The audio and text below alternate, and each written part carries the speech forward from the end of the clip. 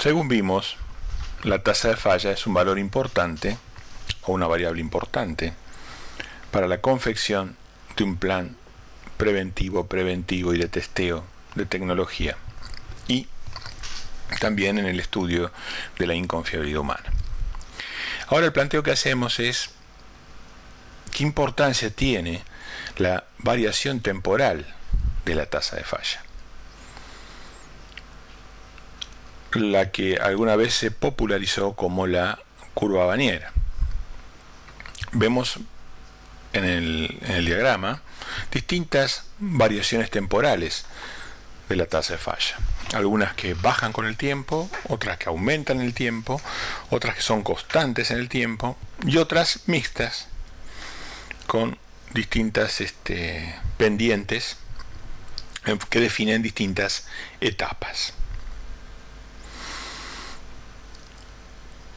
Una de las principales aplicaciones del estudio de la tendencia temporal o de la variación temporal de la tasa de falla es alocar estrategias de mantenimiento adecuadas a esa variación temporal. Por ejemplo, si nuestra tasa de falla bajara en el tiempo, establecer una estrategia preventiva en base tiempo no parece razonable. Lo opuesto sería una tasa de falla que aumenta en el tiempo. En ese caso, la estrategia preventiva en base a tiempo seguramente sería muy efectiva.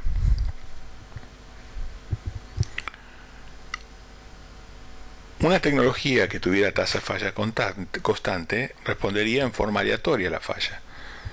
Por ende, las estrategias en base a tiempo no serían efectivas.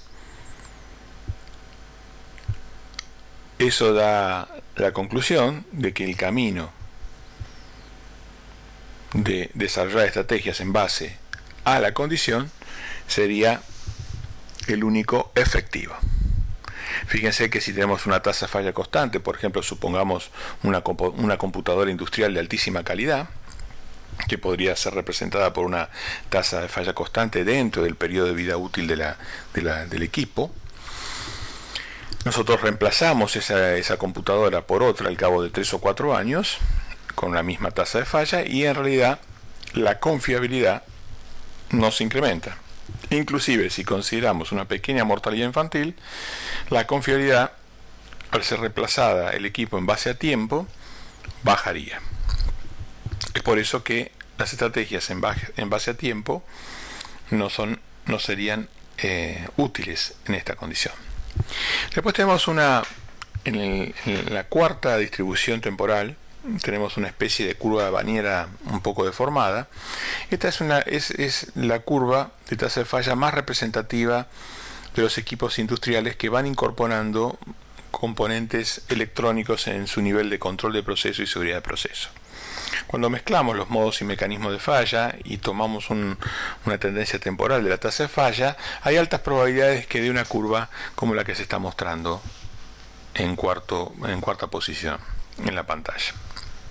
Esta marca una pequeña mortalidad infantil de tecnología que está muchas veces diseñada bajo conceptos Six Sigma, con una muy baja mortalidad infantil, y después un aumento de la tasa de falla que justifica, un pequeño aumento temporal de la tasa de falla en su vida útil, que justifica estrategias preventivas. Y como siempre, la estrategia en base a condición siempre es recomendada. Por último, hay una línea discontinua que está marcando que cada vez se hace más difícil determinar el fin de la vida útil de una tecnología, aún usando la matemática específica que hemos desarrollado en este curso, por ejemplo Weibull. Y por último marca una virtud muy pronunciada, un aumento de tasa de falla muy pronunciado. Esta es la característica, o digamos podría decirse que la nueva curva Banniera del siglo XXI.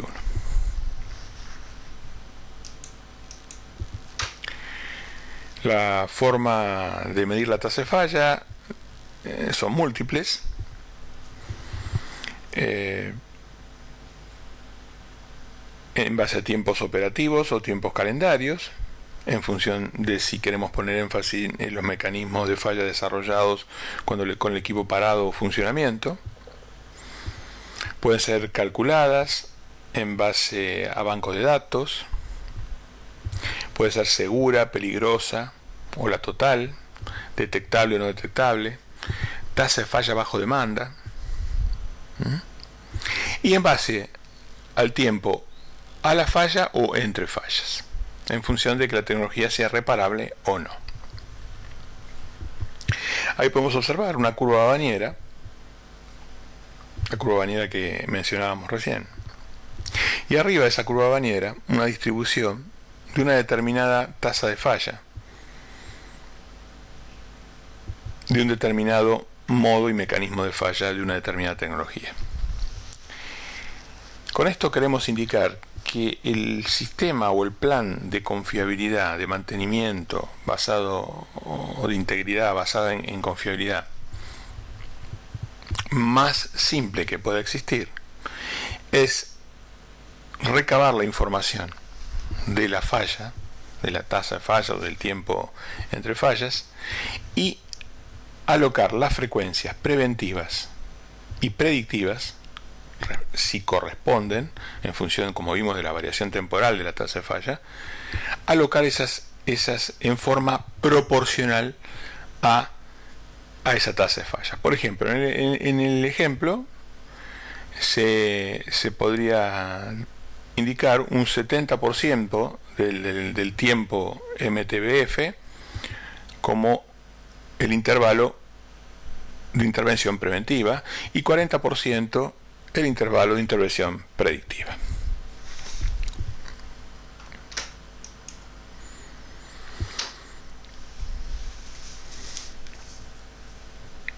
En el diagrama podemos ver un ejemplo real de la tendencia del parámetro disponibilidad, que, como dijimos, resume la mantenibilidad y la confiabilidad.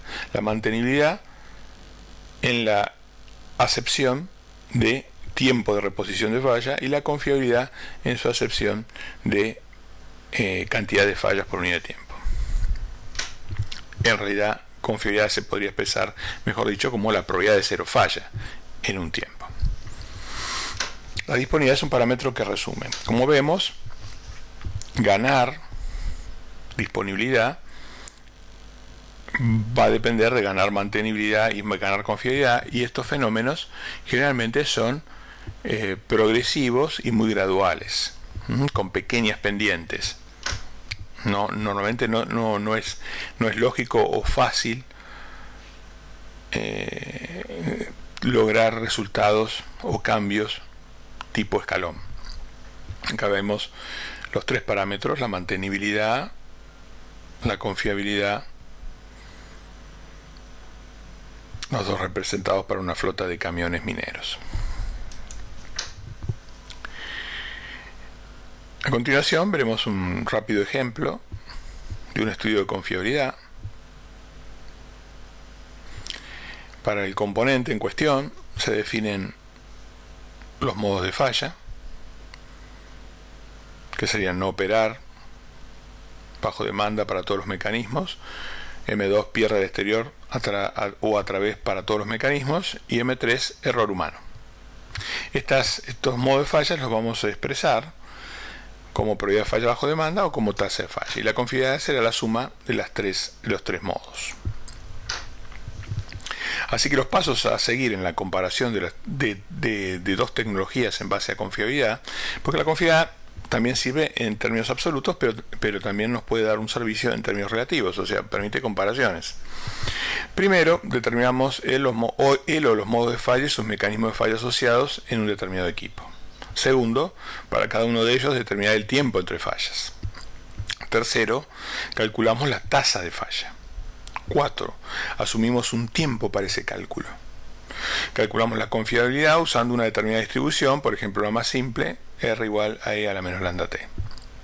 Desarrollamos los mismos pasos para los otros equipos y comparamos los parámetros confiabilidad. La confiabilidad es el parámetro más significativo o representativo de la calidad de un componente industrial. Por ende es muy importante parametrizarlo, sino en función de qué otro criterio vamos a estar comprando.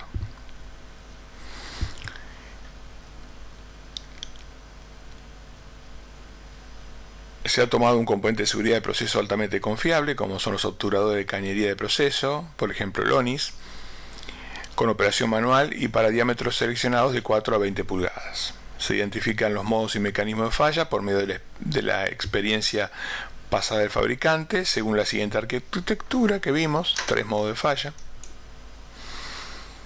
Se definieron la cantidad total de equipos de los cuales provienen los datos, el universo, y el tiempo promedio que han estado en operación. Cuanto más equipos tenemos, obviamente más rigor estadístico o más certeza probabilística vamos a tener de los resultados que obtengamos. El tiempo promedio en operación para el lote de 24 equipos es de 4 años. Estimada la cantidad de operaciones de bloqueo y desbloqueo totales para 24 equipos durante los 4 años como de 384 operaciones.